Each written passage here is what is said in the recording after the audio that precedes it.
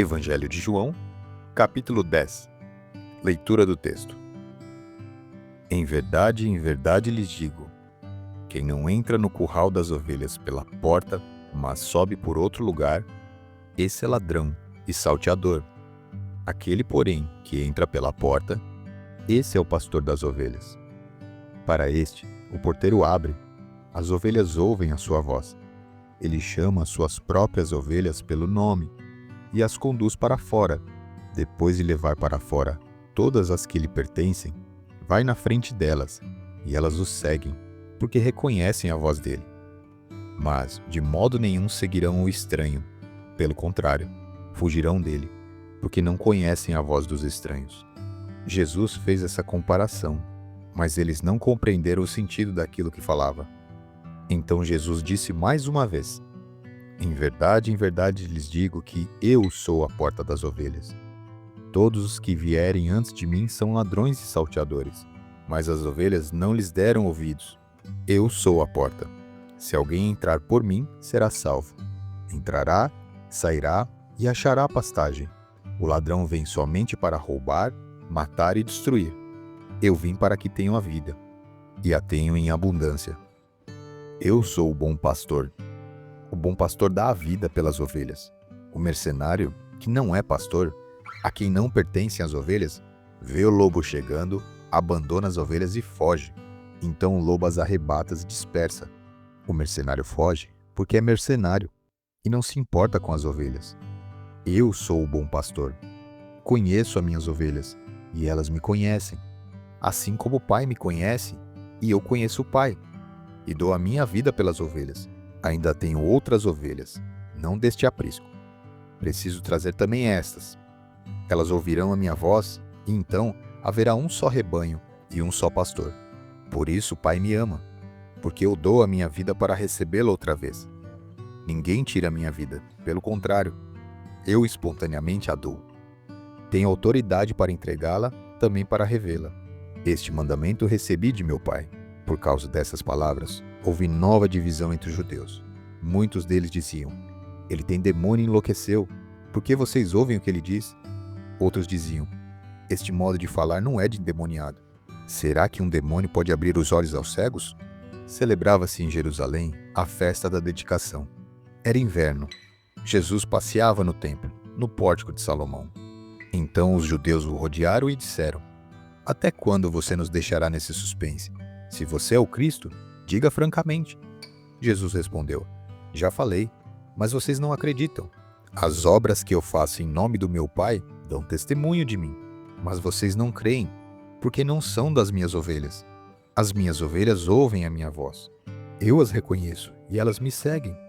Eu lhes dou a vida eterna, jamais perecerão, e ninguém as arrebatará de minha mão. Aquilo que meu Pai me deu é maior do que tudo, e da mão do Pai ninguém pode arrebatar. Eu e o Pai somos um. Os judeus mais uma vez pegaram pedras com a intenção de apedrejá-lo, mas Jesus disse, tenho mostrado a vocês muitas obras boas da parte do Pai, por qual delas querem me apedrejar? Os judeus responderam, não é por boa obra que queremos apedrejá-lo, e sim por causa da blasfêmia, pois sendo você apenas um homem, está se fazendo de Deus. Jesus disse, não está escrito na lei de vocês? Eu disse, vocês são deuses? Se ele chamou deuses aqueles a quem foi dirigida a palavra de Deus, e a Escritura não pode falhar, então como vocês dizem que aquele que o Pai santificou e enviou ao mundo está blasfemando só porque declarei que eu sou o Filho de Deus? Se não faço as obras do meu Pai, não acreditem em mim, mas se faço e vocês não creem em mim, creiam pelo menos nas obras, para que vocês possam saber e compreender que o Pai está em mim e que eu estou no Pai. Então tentaram outra vez prendê-lo, mas ele se livrou das mãos deles. Novamente, Jesus se retirou para além do Jordão, para o lugar onde João batizava no início, e ali permaneceu. E muitos iam até ele e diziam, João não fez nenhum sinal, mas tudo o que ele disse a respeito deste homem era verdade. E naquele lugar, muitos creram nele. Amém. Concluída a leitura, vamos aos comentários. Eu sou a porta das ovelhas, o bom pastor. Os demais são ladrões. Quando Jesus diz que ele é a porta, está dizendo que não há qualquer outro meio de acesso a Deus que não seja Ele. De maneira geral, Jesus faz um comparativo neste texto entre Ele, que é o bom pastor de amor, graça e que dá a vida pelas ovelhas, em contraste ao grupo dos religiosos da época, que seriam os ladrões e mercenários, que têm interesse no uso das ovelhas, apenas para o uso de seus próprios interesses. Contudo, para entender o sentido, seria bom trazermos um contexto daquele tempo e daquela região de Jesus. Conta-se que haviam 2 tipos de apriscos, ou podemos usar o termo curral. Isso pode variar de acordo com a sua tradução da Bíblia, mas tem o mesmo sentido, pois é o local onde ficavam as ovelhas. Bom, um tipo de curral era usado durante a época de frio, de forma compartilhada entre os pastores. Seria algo como um local cercado de muros, e lá havia apenas uma porta de acesso. Durante a noite, o curral ficava trancado para proteger as ovelhas de animais selvagens, como os lobos. Essa porta era trancada e aberta pelo porteiro, pela manhã, quando os respectivos pastores chegavam e chamavam as suas ovelhas, e elas, reconhecendo sua voz, o atendiam e saíam em direção a ele. Portanto, qualquer que fosse apanhar as ovelhas por um outro local, que não fosse a única porta de acesso, teria que ser pelos muros ao redor. E este seria como um ladrão de ovelhas, pois teria acesso a elas por um caminho ilegítimo.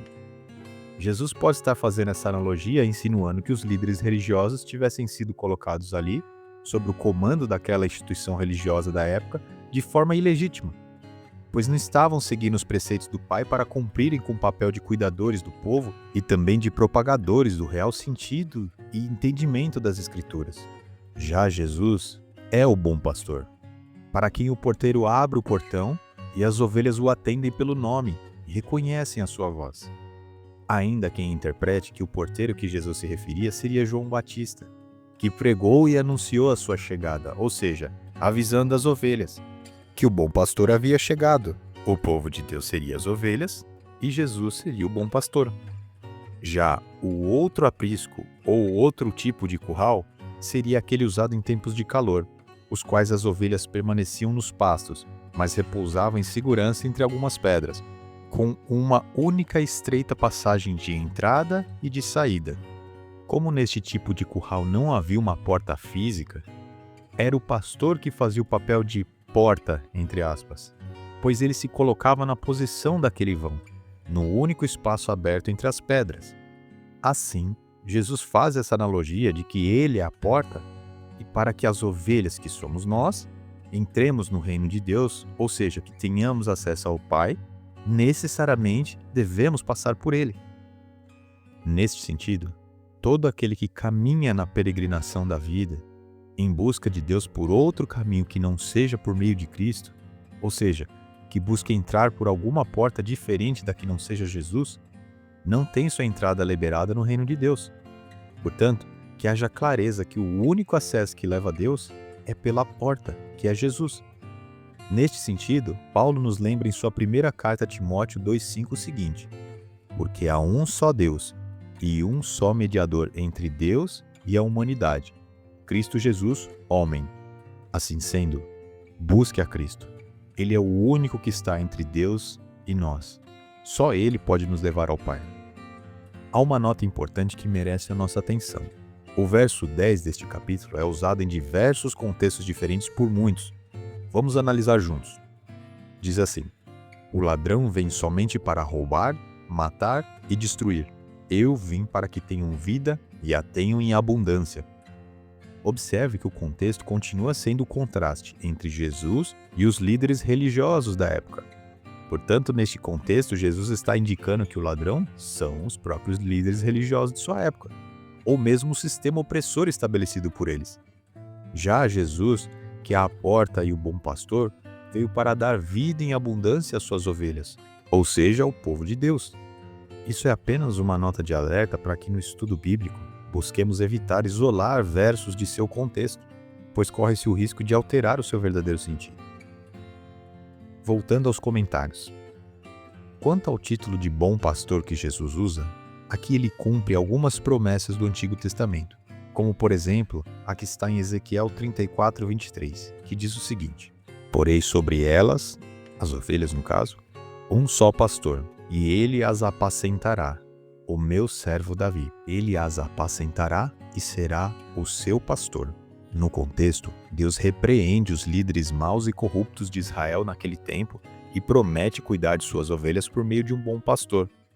Ele cita Davi, mas o Davi histórico que conhecemos já havia morrido. Portanto, se trata da profecia do Messias que viria da linhagem de Davi. Assim, é uma referência clara a Cristo, ao bom pastor de Deus, no caso, o próprio Jesus. João também destaca a partir do verso 22 que o relato que ele traz ocorreu durante a festa de dedicação ou das luzes, o Hanukkah, que comemorava a purificação do templo dos judeus após sua contaminação por Antíoco Epifânio. E novamente Jesus e os judeus religiosos estabelecem um novo debate, agora com o interrogatório dos religiosos sobre se Jesus era ou não o Messias. Eles insistiam que Jesus afirmasse categoricamente que ele era o Messias. Porém, Jesus destaca que as obras que ele estava fazendo eram maiores que o mero discurso, quando ele diz que as obras dele já testificavam este fato. Nessa passagem, Jesus também nos deixa uma grande lição, de que fazer demonstra muito mais que falar, em muitas situações. Concluindo, uma breve reflexão. É importante destacar que, apesar do texto focar em falsos pastores da época, é preciso ter a consciência de que tanto naquela época quanto nos dias atuais também temos falsas ovelhas, entre aspas, se é assim que podemos denominar. Me refiro aos que se apressam a julgar os seus pares e também os seus líderes, mas pouco ou quase nada fazem pela obra do reino.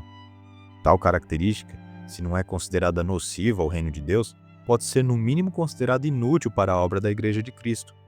Contudo, é preciso refletir que quando se fala de falsos pastores ou falsos líderes, eles sim são nocivos para o crescimento do corpo de Cristo. Pois uma vez que eles tenham a palavra e a atenção das ovelhas, podem levá-las à perdição, ou seja, podem levá-las direto para a toca do lobo, quando pregam falsas doutrinas, por exemplo. O papel de um líder à frente da obra de Deus, em especial aquele que pretende apacentar as ovelhas do Senhor, deve ser de zelar e cuidar delas, de suas almas, e neste sentido, há um peso adicional em seus ombros. Ouça o que Tiago diz em sua carta no capítulo 3:1. Meus irmãos, não sejam muitos de vocês mestres, sabendo que seremos julgados com mais rigor. Servir a Deus como emissário ou cuidador de seu rebanho trata-se de uma grande honra, até porque Deus capacita e confia a este servo sua obra, de modo que ele seja um bom mordomo, ou seja, alguém que cuide com zelo e fidelidade da casa de Deus em sua ausência, ou, em outras palavras, até que ele volte. Assim, há um alerta adicional aos que cuidam e zelam pela obra de Deus, para estarmos vigilantes quanto a cuidar do que o Senhor colocou em nossas mãos, pois seremos cobrados por isso. Veja o que Lucas diz no capítulo 12, no verso 48. Àquele a quem muito foi dado, muito lhe será exigido, e àquele a quem muito se confia, muito mais lhe pedirão. Assim sendo, aqueles a quem Deus confiou habilidades e responsabilidades, qualquer que seja o seu papel no cuidado e na obra do reino de Deus, seja como pastor, seja como ovelha, mas se está envolvido diretamente com a obra, responderá com um padrão mais elevado no dia do julgamento de Deus. Portanto, seja um servo vigilante, cuidadoso e temente a Deus. Em outras palavras, um bom mordomo cuidando do que Deus confiou em suas mãos. Concluindo, dentro do contexto que todos nós somos ovelhas e que o Senhor Jesus é o bom pastor, é importante considerar que as ovelhas têm uma condição de total dependência de seu pastor. Da mesma forma que tenhamos total dependência do nosso bom pastor, o Senhor Jesus. E não se esqueça da importante razão pela qual ele é considerado nosso bom e supremo pastor. Pois ele já demonstrou isso a nós quando se sacrificou, por você e por mim. Este fato já traz em si motivo suficiente para que ouçamos apenas a voz dele. Que Deus nos guarde de vozes estranhas, aquelas que não venham de nosso bom pastor, Jesus.